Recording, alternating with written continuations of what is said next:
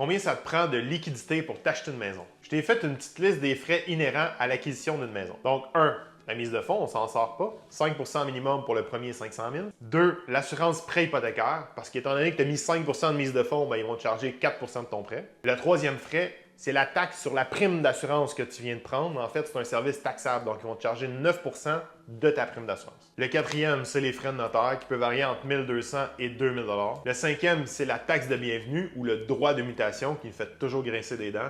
Ça, en fait, c'est calculé avec une échelle progressive puis ça peut varier d'une ville à l'autre. Le sixième point, c'est l'inspection. C'est un incontournable. Ça peut varier entre 400 et 800 $. Le septième point, c'est l'assurance habitation. Encore là, c'est vraiment variable. Le huitième frais, c'est vos frais de déménagement. Là, rappelez-vous que plus que vous rapprochez du 1er juillet, plus que ça va vous coûter cher. Ça peut varier entre 500 et 2000 $. 9. L'ajustement des taxes municipales et scolaires pour l'année en cours.